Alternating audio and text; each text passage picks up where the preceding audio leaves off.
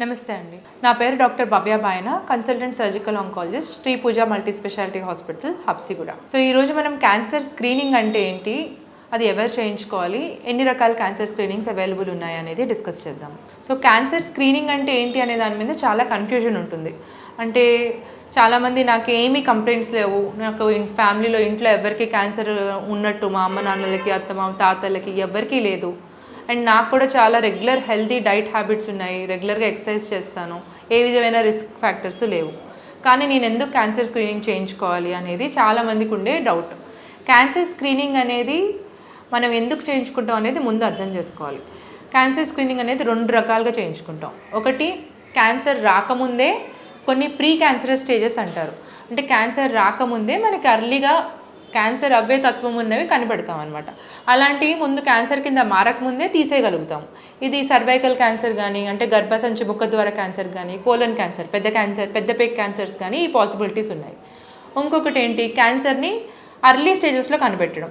Early stages అంటే ఏంటంటే మీకు సిమ్టమ్స్ తెలియవు, అసలు మీకు ఏం జరుగుతుంది, గడ్డ ఉండదు, నొప్పి ఉండదు, ఏమీ తెలియదు. అలాంటి స్టేజ్లో క్యాన్సర్ని మీరు అబ్సల్యూట్గా హెల్తీగా ఉంటారు. అలాంటి స్టేజ్లో మనం క్యాన్సర్ని కనిపెట్టగలిగామనుకోండి, ట్రీట్మెంట్ చాలా ఈజీగా అవుతుంది. అంటే స్టేజ్ 1 క్యాన్సర్లో కనిపెట్టగలిగామంటే సర్వైవల్ 5 ఇయర్స్లో మీరు బతికుండే ఛాన్స్ ఎంత ఉందని 90-99% మటుకు అందరూ 5 ఇయర్స్ సర్వైవల్ చాలా బాగుంటుంది స్టేజ్ 1 స్టేజ్లో కానీ మనం క్యాన్సర్ కనిపెట్టగలిగితే. ఈ రకమైన క్యాన్సర్స్ని మనం ట్రీట్మెంట్ ఆప్షన్స్ చాలా బెటర్గా ఉంటాయి. ఆ ట్రీట్మెంట్ ఆప్షన్స్ అనేవి ఏవైతే ఉంటాయో మినిమల్లీ ఇన్వేసివ్, అంటే పెద్ద కోత ఆపరేషన్స్ లేకుండా గొట్టం ద్వారా, కెమెరా ద్వారా, లాప్రోస్కోపిక్ మెథడ్స్ ద్వారా చేయగలిగే ఆపరేషన్స్ ఎక్కువ శాతంగా ఉంటాయి. రొమ్ము క్యాన్సర్ అనుకోండి, రొమ్ము మొత్తం తీయకుండా ఓన్లీ గడ్డ మటుకు తీసే అవకాశం ఎక్కువగా ఉంటుంది. సో ట్రీట్మెంట్ పరంగా చిన్న అవకాశం, కీమోథెరపీ అవాయిడ్ చేసే ఛాన్స్ ఉంటుంది.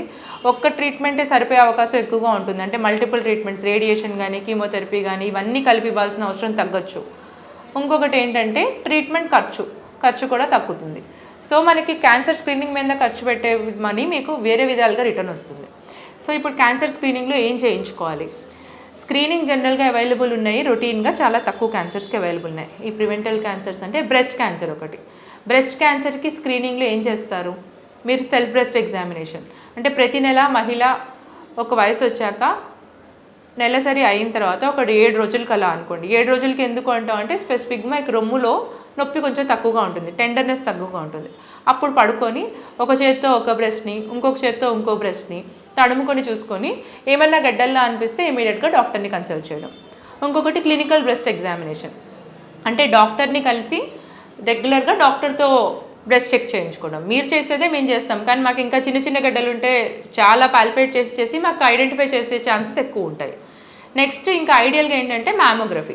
ఈ మ్యామోగ్రఫీ మీకు నాకు ఇద్దరికి తెలియని గడ్డలు ఉంటాయి. గడ్డ కనీసం 1 సెంటీమీటర్ ఉంటే కానీ మా వేళ్ళకు కూడా తగిలే అవకాశం ఉండదు. ఈ మ్యామోగ్రఫీలో ఏంటి, మైక్రో క్యాల్సిఫికేషన్స్, మైక్రో అంటే చాలా చిన్నవి, సూక్ష్మమైన క్యాల్సిఫికేషన్స్ అంటారు. అవి కూడా మీకు స్టార్టింగ్ క్యాన్సర్లో వస్తాయి. అవన్నీ పికప్ అవుతాయి మీకు మ్యామోగ్రఫీలో.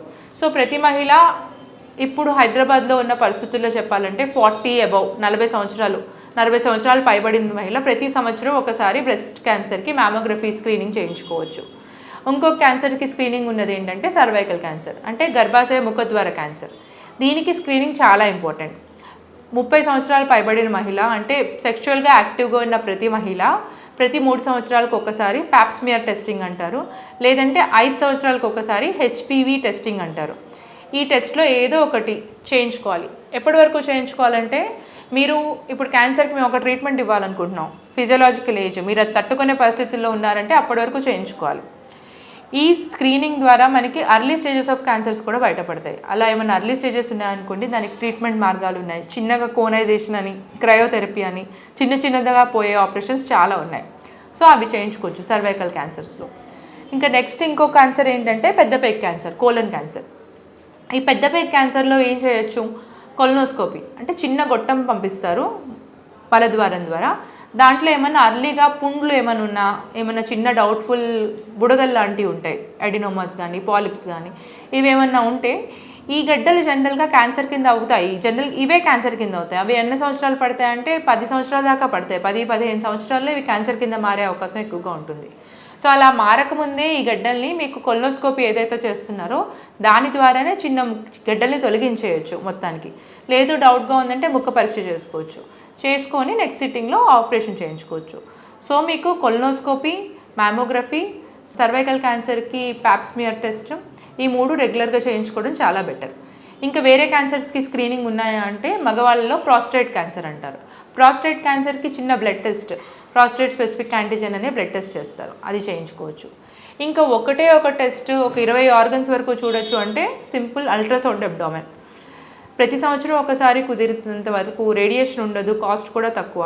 మినిమం అల్ట్రాసౌండ్ అబ్డామెన్ చేయించుకున్నారంటే మీకు లివర్, ప్యాంక్రియాస్, స్టమక్, గర్భసంచి, దాని పక్కనున్న గుడ్లు, బ్లాడర్ అన్నీ, ఆల్మోస్ట్ కిడ్నీలు, యూరినరీ బ్లాడర్ ఇవన్నీ కూడా ఒకే టెస్ట్లో మనకి అట్లీస్ట్ కనిపిస్తుంది. ఇంకా ప్రతి సంవత్సరం ఎలాగో మాస్టర్ హెల్త్ చెకప్లో అందరూ సిబిపి అంటే రక్తం పరీక్ష అనేది చేయించుకుంటారు. ఆ రక్తం పరీక్షలో కూడా ఏమైనా రక్తహీనత ఉంది అనుకోండి, దాన్ని ఎందుకు వస్తుంది అనేది ఇవాల్యుయేట్ చేయించుకోవచ్చు, రీజన్ లేకుండా వచ్చింది అంటే. ఈ బేసిక్ టెస్ట్ ఇంకా మినిమం సియువి అంటారు, యూరిన్ ఎగ్జామినేషన్. యూరిన్లో ఏమైనా రక్తం పడుతుందా, బ్లీడింగ్ ఏమైనా కణాలు వేరేగా ఉన్నాయా అనేది మైక్రోస్కోప్లో టెస్ట్ చేస్తారు. ఇవన్నీ చాలా సింపుల్ రొటీన్ టెస్ట్. సంవత్సరానికి ఒకసారి హెల్త్ చెకప్స్ చేయించుకొని ఇవన్నీ స్క్రీనింగ్ ప్రోటోకాల్స్ ఫాలో అవుతే జనరల్గా క్యాన్సర్ని చాలా అర్లీగా కనిపెట్టచ్చు. దానివల్ల ఏదైతే మనం క్యాన్సర్ బర్డన్ ఇంకొన్ని రోజుల్లో పెరుగుతుంది అనుకుంటున్నామో వాటిని అవాయిడ్ చేసే ఛాన్స్ ఎక్కువగా ఉంటుంది. Please do get your self screen. Thank you.